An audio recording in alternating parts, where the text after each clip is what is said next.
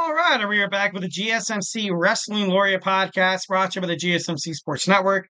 I'm your host, Eric Rodriguez, here every Monday through Friday, 8 p.m. Pacific Time, 11 p.m. Eastern Time on the GSMC Sports Network. Here to talk about everything in terms of professional wrestling. Just kind of reflect on what we talked about right quick. We had our WWE Monday Night Raw review. We had our WWE NXT talk.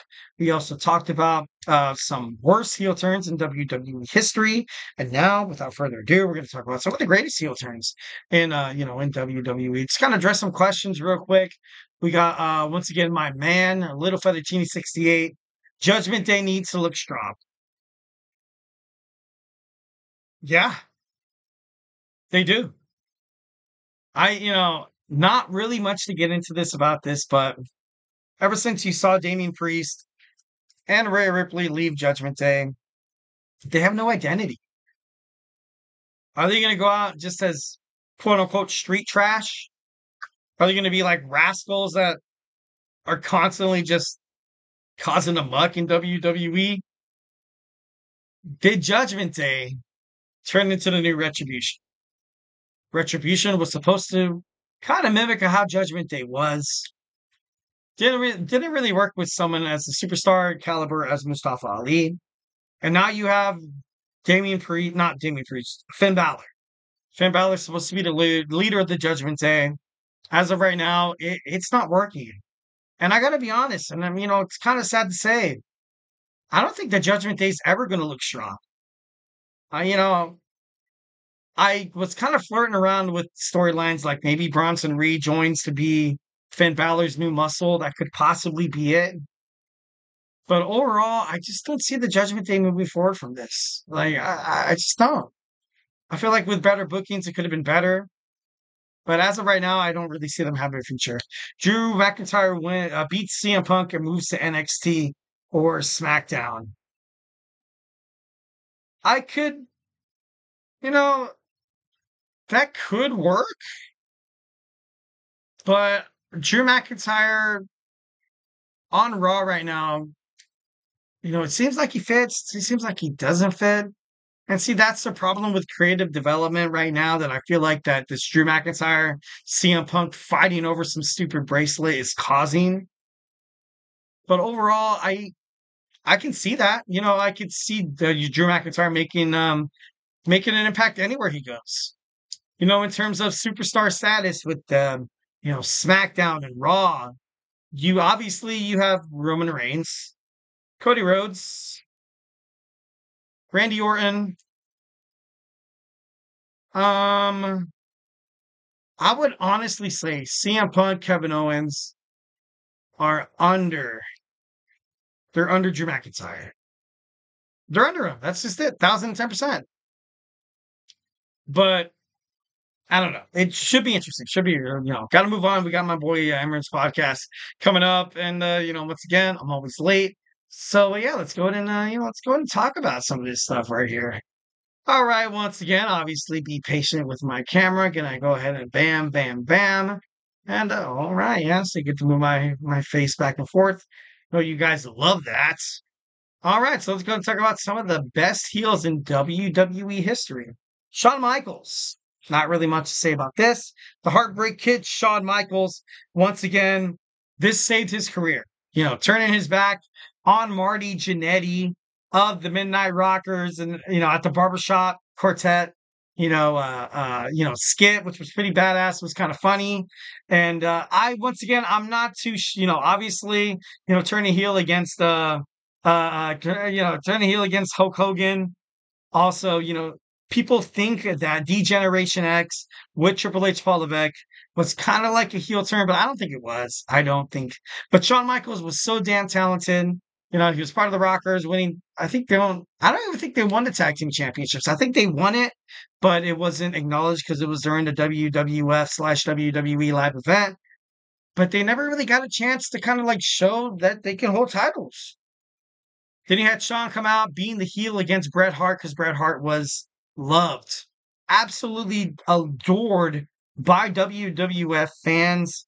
Also, Canadian wrestling fans as well. Shawn Michaels was seen as this kind of like the Antichrist, kind of like this guy that screwed, because of the Montreal Screwjob, you screwed Bret Hart, the best wrestler in the whole entire world.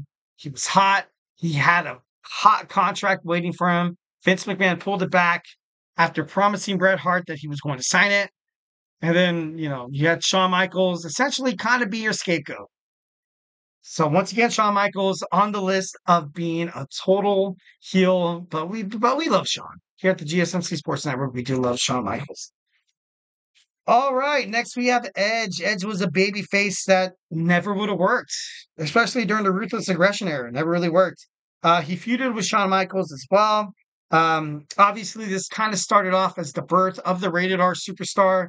Once when he started to kind of turn heel and started kicking everyone's ass. Once again, feuding with Shawn Michaels. But Edge never had a future with WWE until they kind of tried this new this new suit. I was like, you know what? Let's make him heel. Let's see what happens. You know what I mean? You had Christian leaving, Christian Cage left, and then Edge was kind of just left on his own. He didn't really have any future bookings within the tag team division, nor he should have been, because if you have a great tag team like Edge and Christian, you don't really kind of try to, duplicate that or kind of run it back or anything like that or renovate it, so to speak. So the best thing for Edge to do in his career was just kind of a reboot. Kind of a reboot. Be like, you know what? Let's have a new Edge, the Rated R Superstar. Bam. And then once again, lo and behold, born Edge. Next, we have Hollywood Hulk Hogan. People grew tired of the old red and yellow for Hulk Hogan. He turned heel at the Bash at the Beach pay-per-view. And then he formed the NWO, the greatest faction in professional wrestling history.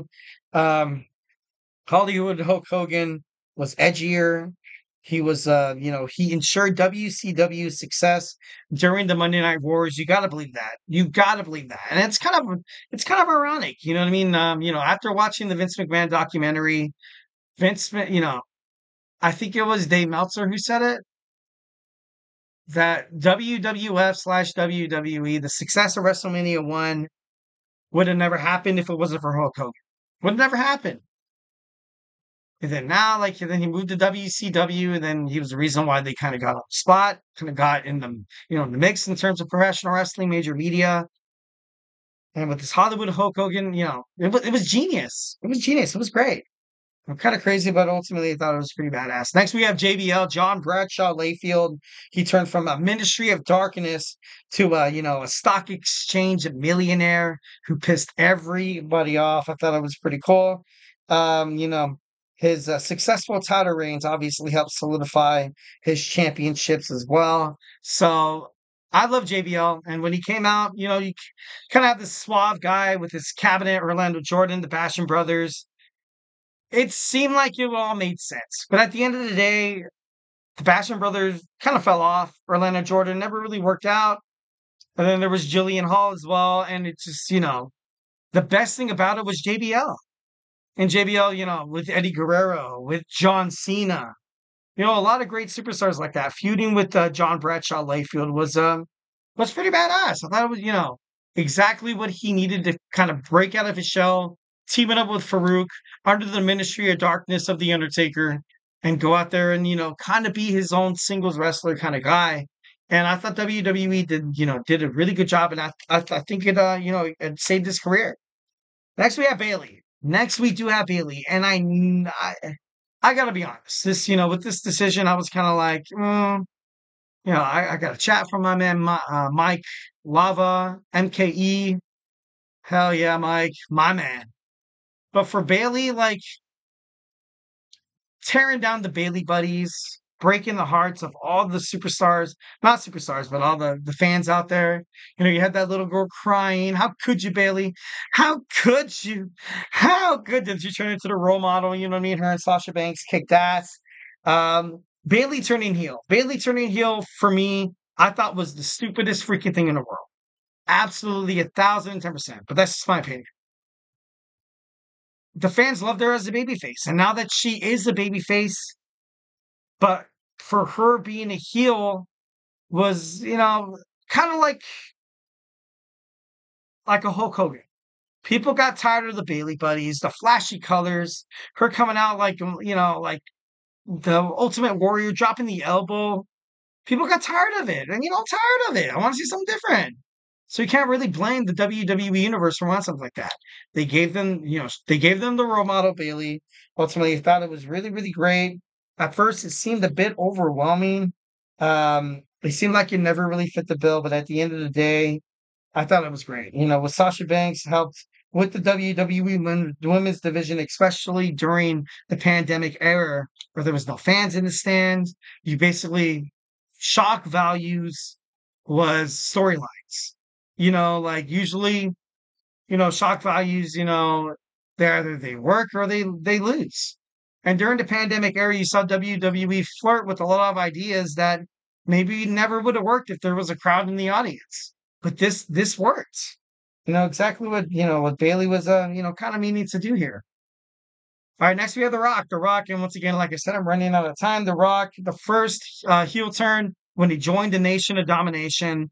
Obviously, The Rock, those Rudy Tootin, jabronis, those candy asses, and then the final boss. The Rock is just great wherever he is. He's just great wherever he is. So, definitely love him as a heel. Next, we have Roman Reigns. Roman Reigns turning heel saved his career in a nutshell. In a nutshell. If you look at this is probably number one. Number one in superstars that really, they turn heel for the betterment of their character because WWE essentially was kind of forced down the WWE universe's throat. Everybody hated him. I've been to a bunch of live events where whenever Roman Reigns came out, it was just raining boos. Just, you suck. You suck. People didn't accept Roman Reigns, and he came back with his new persona at SummerSlam, beat the holy hell out of the Fiend, the Universal Champion, wreck everyone and leave. Turned into the Tribal Chief, turned into the greatest storylines in WWE history with the Bloodline. Roman Reigns turning heel was the best thing in the world, and even CM Punk kind of saw that. CM Punk said in an interview, he was like, "You know what I want to see what I want to see Roman do. Once when he's pandering to everybody to kind of get their approval. The WWE universe isn't stupid. I want to turn around and just flip off the audience, just flip them off, bam." And everybody be like, what?